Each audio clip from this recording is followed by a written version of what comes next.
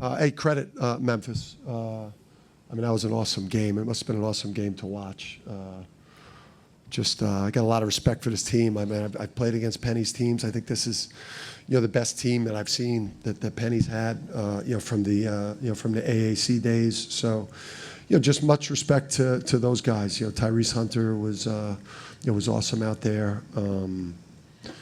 Haggerty. I mean, they got a lot of answers there. Rogers with the shooting, a couple of really good centers. I think they're an underrated team. They're clearly a top 20 team easily. Yeah.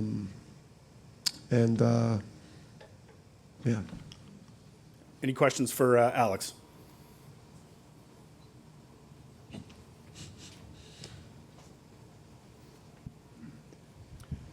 Alex, it's been a while since you guys lost a game. I mean, what's the feeling kind of in the locker room afterwards, especially a game like that where you rallied back from 12 down, sent it to overtime? I mean, what's kind of the general feel after that game in the locker room? Everyone's disappointed, and if you're not disappointed in that locker room, you shouldn't be here. I mean, we lost, and losing anything doesn't sit well with anybody. And yeah, we showed fight. We showed fight at the end, but it doesn't matter because we didn't win. So I'd really hope everyone's disappointed, and that's how the locker room felt. Any other questions for Alex? Yeah. Alex, what did you see on Salo's buzzer beater at the end of regulation? What was your vantage point on that? Looked like he shot there. Yeah, he's a big-time shooter. I mean, he steps up, he makes shots when he needs to, and he did it for us to send it into overtime, and no one's really surprised when he makes a shot. So he just had a big-time shot. He's a big-time player, and we needed that. Obviously, the overtime period got a little chippy there. How difficult was that to navigate and just keep your head in the game as guys were flying all over the place, whistles nonstop? I mean, we knew it was going to be a physical game. That was the game plans. We knew that they wanted to make it physical. It wasn't surprising to us that it was physical. We just had to match their toughness, and for most of the game we didn't, and that's just on us. Alex, as the leader, right here, Alex. As a leader of this team, how do you, communicate your message coming from Dan as well about the guys that are experiencing this, and now you play your first real opponent? How much do you take on your shoulders and turn around and try and get a W, obviously, in the next 24 hours? It's on my shoulders completely, 100% on my shoulders.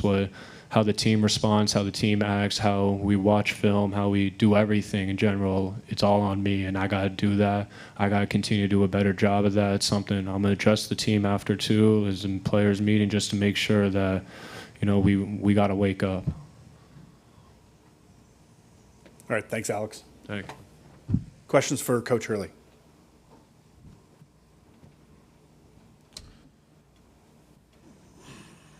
Coach, early on, Memphis was very, disruptive in terms of making it difficult for you to get in your stuff on offense. What were they doing to make it difficult to get where you wanted to go? I mean, their style of defense is probably the toughest for us to play against. The switching and really physical. I mean, they make your catches hard.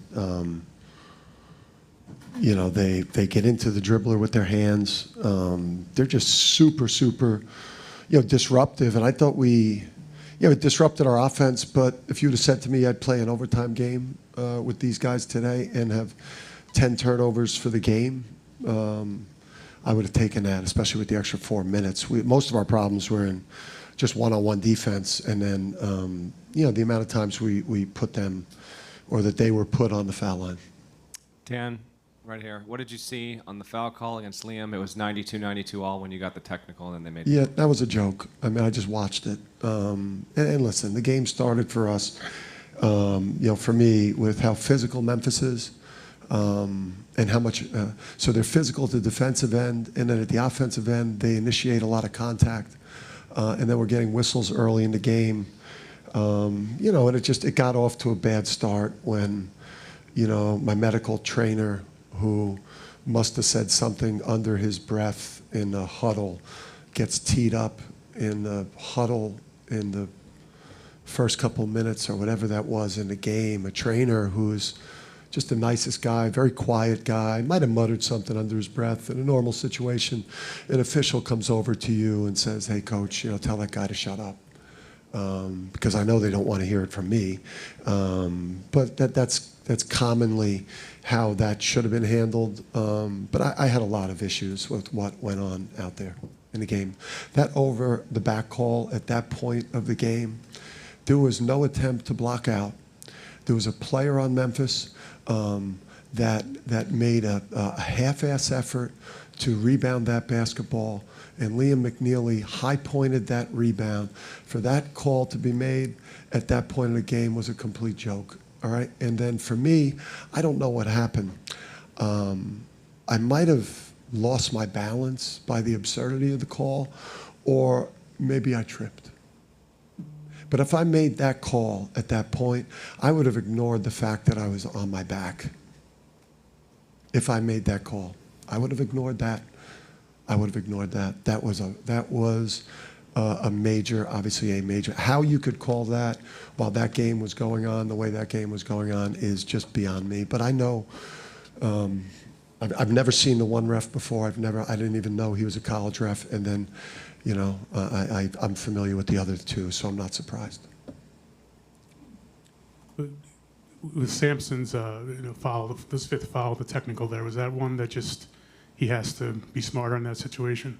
Yeah, I mean, he's got to be smarter. But at that point, like, we were kind of dead in the water. I mean, we were down 12 or 13, and we looked lifeless. So, you know, I started with, riling the team up and creating some energy and some intensity and some fire, and the team followed suit. And Sampson was getting shoved. I mean, his jersey was ripped. He didn't get a foul called for him the entire game. He ended the game, with his jersey ripped down the center. But they get him on every call. So, he's frustrated. That was crazy, man. Crazy. Dan, you guys have 2 games in the next 2 days. How do you put this past you and move forward? Yeah, I think coming into it, I think when we realized we had such a low seed, and obviously we that's a heck of a first round opponent. I think we're going to obviously have to bounce back and mentally regroup. We're not used to losing, but I think we are a program with a lot of character, and we'll respond. This hurts. This sucks. We came here to win the championship. But Memphis is an excellent team, and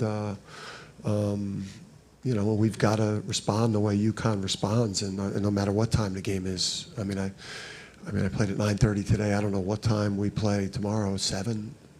I don't know what time we're getting up once you go into the losers bracket in the first game. One more question?